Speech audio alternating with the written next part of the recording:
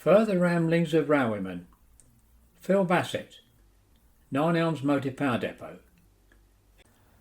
This is the third part of Phil's fascinating railway career, where he had just been promoted to MS1 grade senior instructor at Carlow Street, London Midland Region.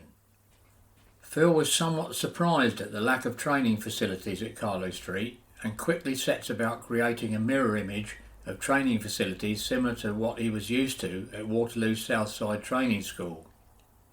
This included the retraining of his instructors to ensure everyone was working to the same training curriculum, standardisation of visual aids and other training material, where eventually standards and passing rates improved dramatically. Phil was also involved with testing and in-service running of the Advanced Passenger Train, APT, between Euston and Glasgow, the E-Series prototype being tested on the West Coast Main Line, and although its initial problems were ironed out, the high-speed passenger train, HST, took preference and the APT project was shelved. In 1984, Phil became Regional Chief Traction Inspector South, and in November that year received a call from the Midland Region Public Affairs Office at Birmingham asking him if he had any drivers that were steam qualified. This was to enable A4 Pacific number 4498 Sir Nigel Gresley to be brought to Marylebone Station to celebrate the launch of famous railway artist Terence Cunio's Christmas famous train stamps. This promotional photographic exercise changed things forever for Marylebone Station, which at the time was earmarked to close. A series of steam-hauled chartered dining trains, one being called the Shakespeare Limited, as well as a number of other rail tours and Santa specials that followed, lasted over several years. Apart from A4 Pacific's number 4498 Sir Nigel Gresley and number 4468 Mallard, many other locomotives were used on these runs. This included Coronation Class number 46229 Duchess of Hamilton, A3 Class number 4472 Flying Scotsman, V2 Class number 4771 Green Arrow, N15 Class number 30777 Salamiel, West Country Class number 34092 City of Wells, and number 34027 Tor Valley, BR Standard Class 4MT 75069, and the icing on the cake was rebuilt Merchant Navy Class number 35028 Clan Line, which Phil worked on during his time at 9 Elms Motive Power Depot. As Chief Traction Inspector, Phil also was responsible for the running of the raw train, both in service and empty coaching stock working to and from Wolverton Works, where all of the raw train vehicles were serviced. Here's where I let Phil take up the story.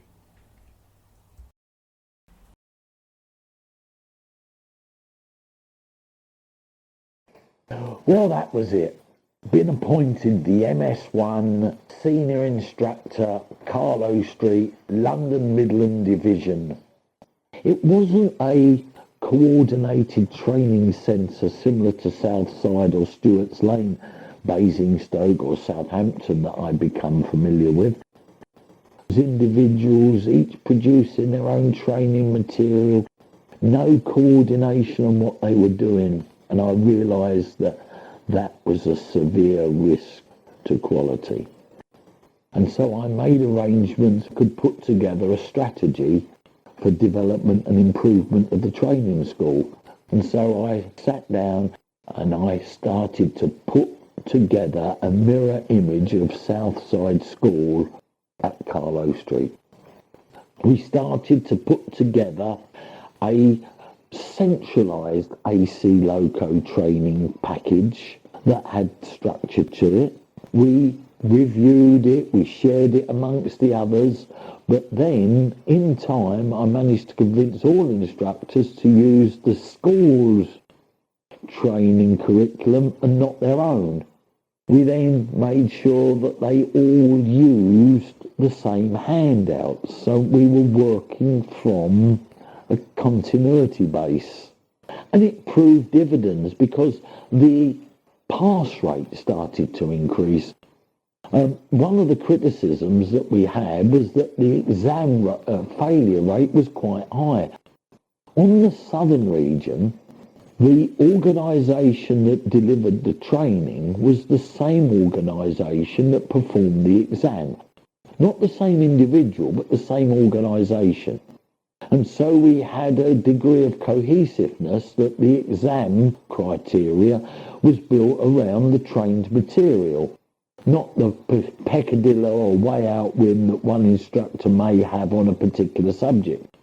And when I looked at the Midland region, the examination was carried out by the local inspector, who may not have necessarily had a full understanding of what subjects were being taught to the candidate. And so the next thing that I embarked upon was to get all of the examiners into Carlow Street for a group discussion with the instructors to ensure that everybody was talking at the same depth of knowledge requirement. And likewise, if the inspectorate felt that there was a weakness in the areas that we were training, we could actually stem that weakness by changing our training curriculum to cater for the area that the individual examiner felt was pertinent to his needs. And so I believe that that was one of the major step changes that I brought to Carlow Street. And I can only say that that was through the benefit of the Southern Region Training Organisation that had some very, very good custom and practices. So my period at Carlow Street was very, very interesting.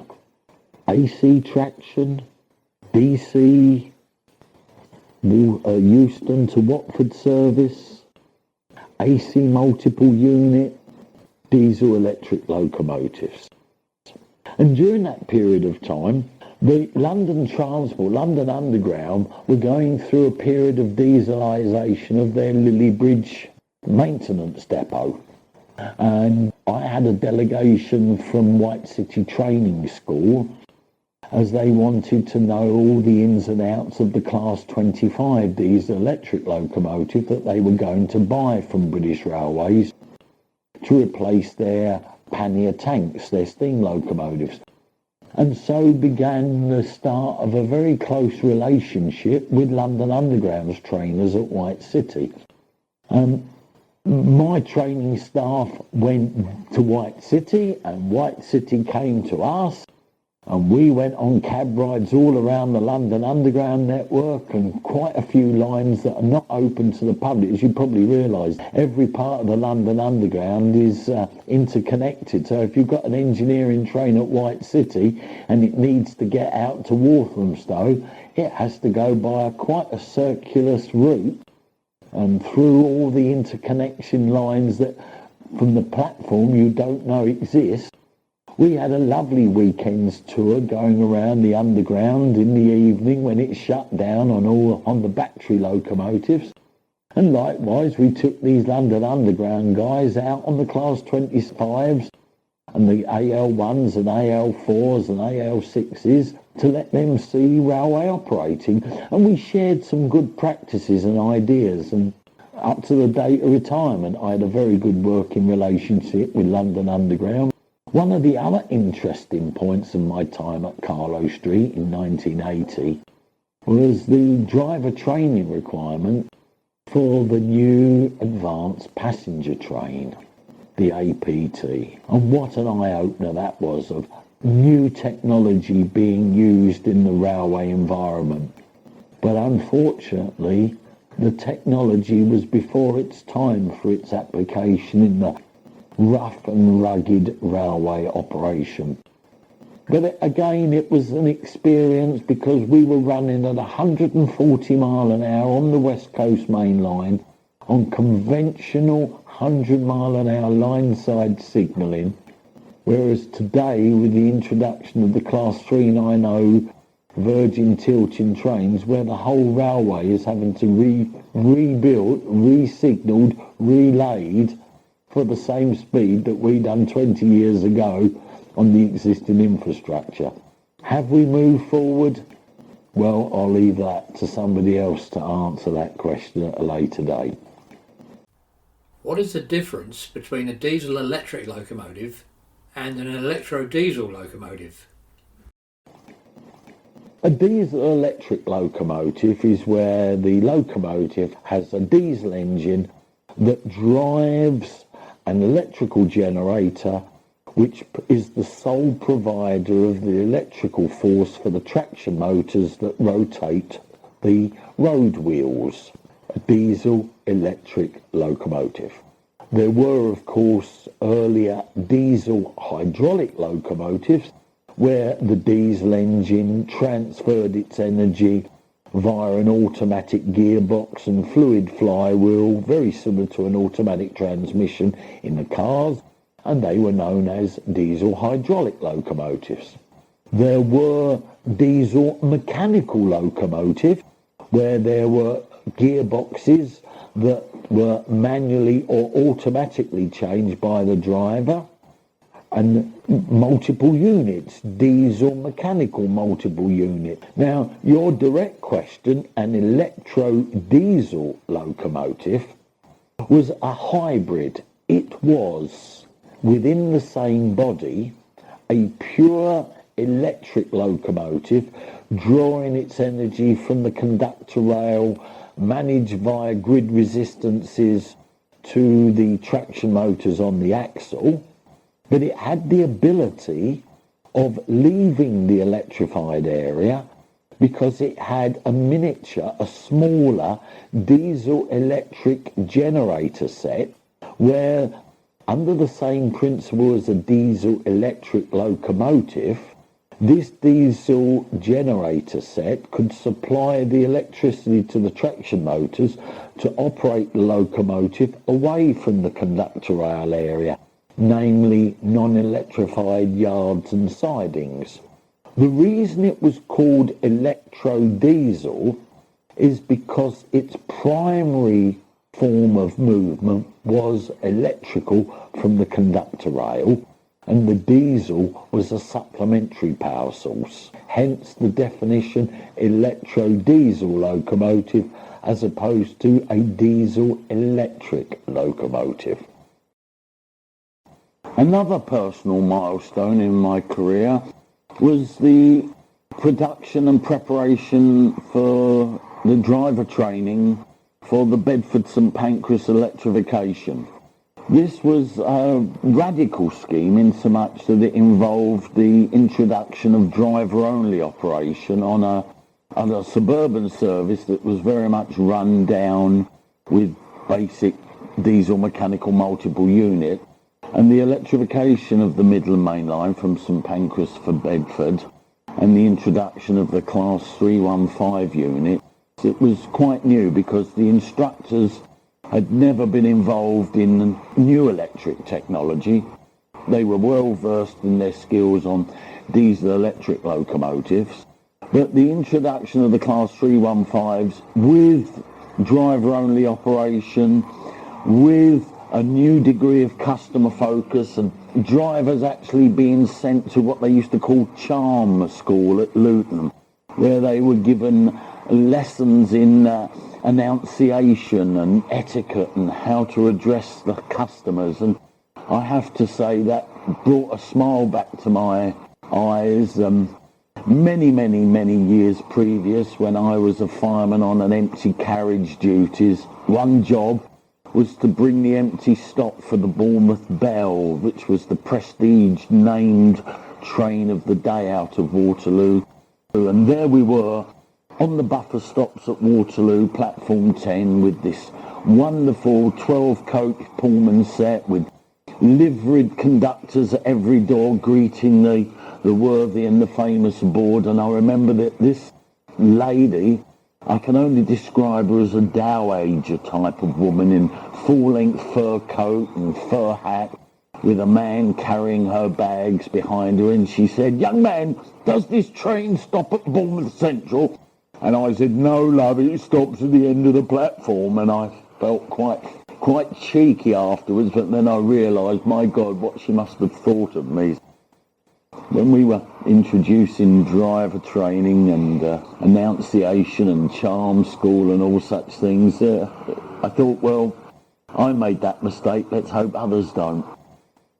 Another element on driver training was the introduction of the HSTs on the St Pancras, Sheffield, Nottingham service. That was another interesting period because the Midland Main Line, having been relayed, reballasted for, as it was, 90 mile an hour running for electrification to Bedford, and then suddenly being let loose with an HST capable of doing far more than that, but being limited to 90 miles an hour, and suddenly leaving the overhead wires at Bedford and doing some of the spirited climbs up to Sharnbrook Summit. We were not allowed to run them at 125 because of various manning agreements that required 2 drivers in the cab when operating at these speeds, and it simply was not economically viable to run an express service and with that manning levels on that main line at the time. Well, 1984 came about, and so I had quite a large operational area. I had St Pancras to Derby, Euston as far as Weaver Junction north of Crewe, Marylebone as far as Banbury, and all of the cross-London lines. And that was, as I say, an area that embraced all aspects of train operation. Passenger, freight, suburban multiple unit electric, suburban multiple unit diesel, AC locomotives, and diesel electric locomotives. So it covered a full range of operation. And another aspect that was quite enjoyable from an enthusiastic railwayman's point of view is that we braced all interfaces with all regions, the southern region at Kensington Olympia, the western region at Acton, and the eastern region over at Canonbury. And further east towards Dalston, we actually we ventured on to the Anglia region as it was to become. So that was a very, very interesting period of time. But one thing that sticks in my mind was really a baptism by fire, because October 1984, I was just getting in my front door and the telephone rang, and it was one of my area traction inspectors at Euston to say, Phil, we've had a fatal train crash at Wembley. The 1744 stopping service out of Euston had collided side-on with a Freightliner service departing from Wembley sidings. And it was reported to me that both trains were on their side and there were dead and injured. So I immediately instructed the guy who rang me, who was at Stonebridge Park, I said to rustle up all the other traction inspectors, get there, get on the scene and start doing an immediate cab investigation, which is where the position of every driving control, every sealed safety switch has to be recorded. Today, the police would call it the preservation of evidence, but back in 1984, it was our requirement, our obligation to investigate major train crashes. And I immediately rang up my local police station and introduced myself. And I managed to actually get a police car escort taking me through central London out to Wembley. When I got on site, I can honestly say I'd never seen anything like it. It was surreal. There were wounded people sitting at the side of the track. There was the obvious crying and wailing. There was ambulance, police, all the rescue services. It brought to mind how good the WVS were. They'd set up a mobile soup kitchen and giving refreshment to the rescue teams, because by the time I got there, an hour and a half had passed since the event, and it was told to me that underneath the front 2 coaches that were on their side, people were still trapped, but they were confirmed dead by the paramedic. And so they were getting with the heavy lifting gear in, the large airbags, to lift the coaches up so that the paramedics can actually get in and the fire rescue service to get the body out. And that, I can say, is a baptism by fire of being appointed Chief Traction Inspector. Another major milestone in the career occurred mid-October, November. I had a telephone call from the Midland Region's Public Affairs Office at Birmingham, and they wanted to know whether I had any drivers that were steam qualified. I said, "You must be joking." I said, "Only 15 years previous that I finished operating on the steam."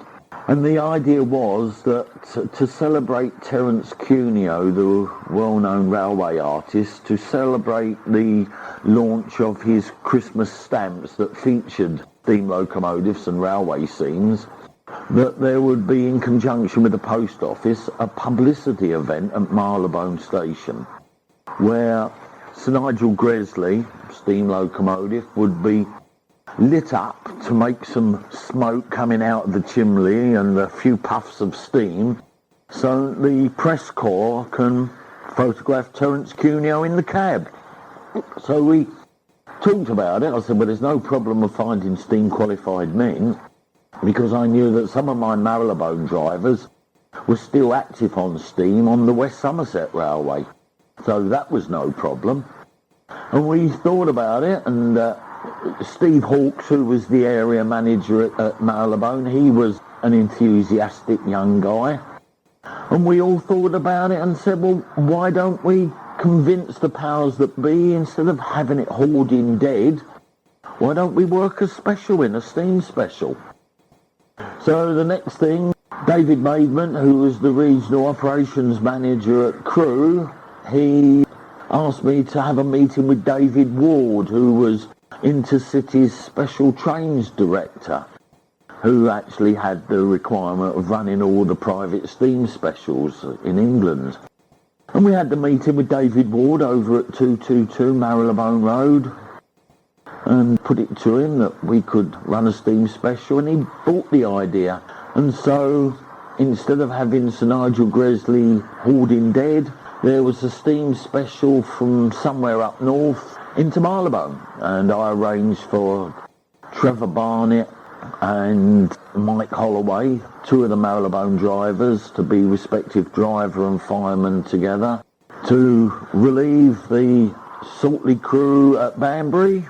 And I had one of my steam qualified traction inspectors, a guy called Peter Wince, who actually was a driver in the steam days at Neasden, and we worked that steam special into London. Well, to cut a long story short, we had 5 years of preserved steam operation out of Marylebone to all points north.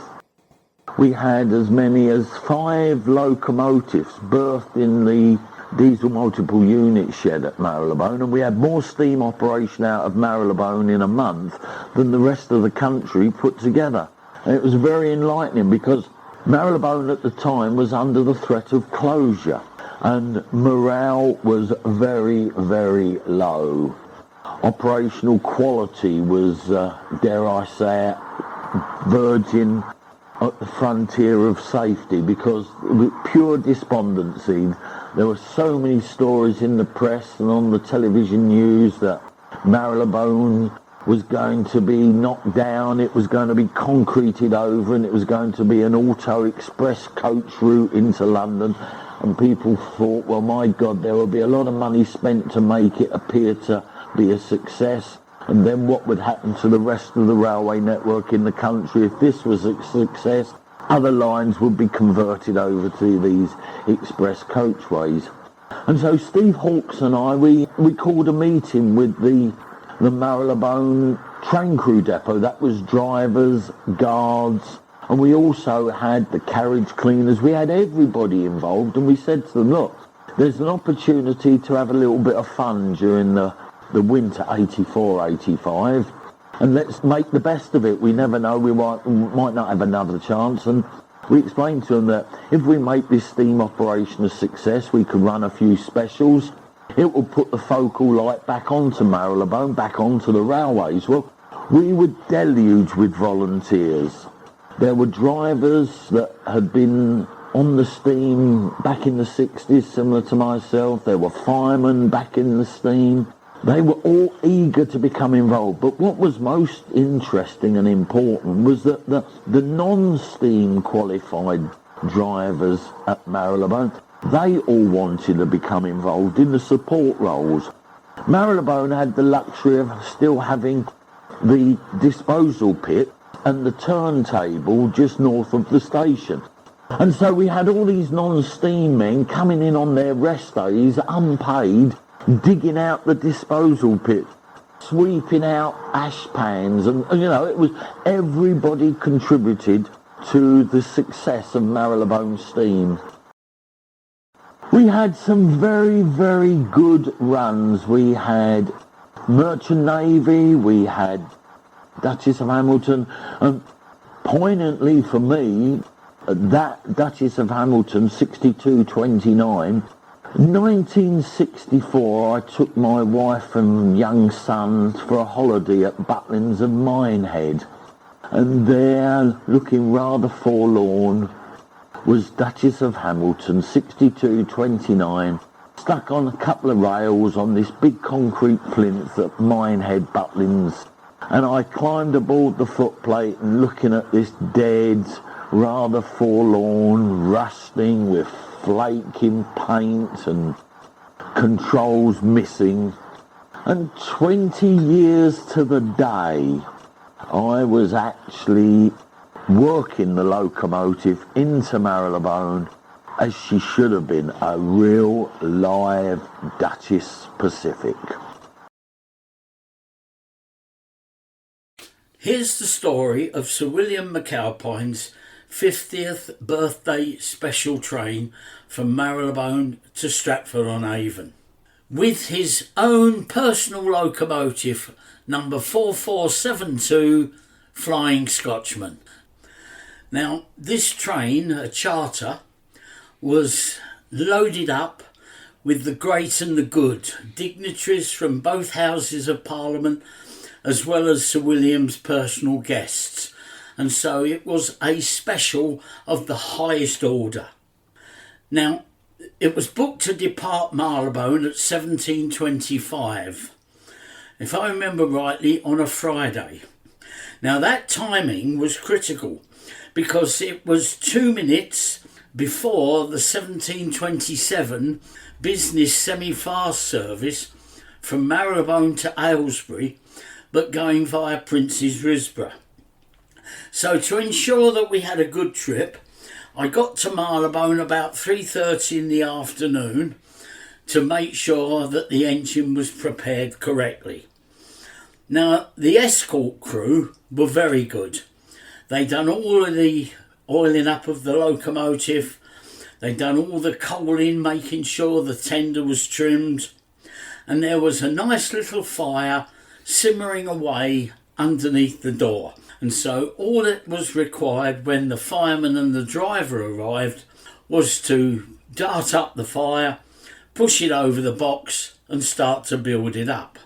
Now, mindful that we're in a heavy, very expensive residential area, and so we couldn't be blowing off unnecessarily, wasting of water. We couldn't make smoke because of the residents' blocks of flats, etc. And so it was good firemanship and boiler management were required. Eventually we were shunted over from the loading dock onto the train, coupled up, created the brake, and then the fireman put the dart in, ready to make up his fire. The steam pressure at this time was hovering about 180, 190, and we wanted to get a decent head of steam before we had the right of way. The water at this time was 3/4 of a glass, and the steam pressure was gradually rising. Well, the strange thing now happened that when we got to 220 psi on the boiler pressure gauges, the water disappeared out of the bottom of the gauge glasses. And we looked at each other and thought, what the hell's happened? Had we dropped a plug? So a quick look in the fire hole door, looking at the crown of the firebox. There was no steam or anything coming down. What had happened to the water? And we're just about to get the right away. So we put the injectors on hard, both of them, just to ensure there was water in the boiler. And when the steam pressure reduced down to 190, lo and behold, the water level started to rise again in the gauge glasses, both of them. And so we could only assume that the boiler gauge glass drain cocks, the glands were failing at high pressure. And so what do? Do we cancel the train with a full load of dignitaries on board and the upset that would do, or do we manage the locomotive as true enginemen should? Well, we got the right of way, the dart went in, boiler pressure was brought round to 220, and as we're climbing the bank up to Lord's Tunnel out of Marylebone, water disappeared out the bottom of the gauge glass. Now, we were fairly confident that we had plenty of water in the boiler, and so we allowed the situation to continue until we cleared Lord's Tunnels and started the climb up to Neasden. Well, putting a long story short, we managed the water level by knocking her back, as we say, by putting both injectors on, putting the steam pressure to come back to 190, look at the water level, see that we had plenty of water, and then cut one injector down fine, turn the other one off, and we just run like that all the way to Banbury, checking our water level by allowing the pressure to drop. When we handed over to the Leamington crew at Banbury, who were going to take the train forward, it was quite funny to actually say to an experienced crew, there's no water showing in the gauge glass, but don't worry, there's plenty of water in the boiler. And we told them the tactics that we had used to get from Marylebone to Banbury, using that fill her up, knock her back, let her come round, water goes, check her again. And we finally got there. Well, during my career as Chief Traction Inspector for the south end of the Midland Region, I had another wonderful experience, and that, of course, was being the Chief Traction Inspector on the Royal Train. Explain the workings of trains designated by the code words Grove or Deep Dean.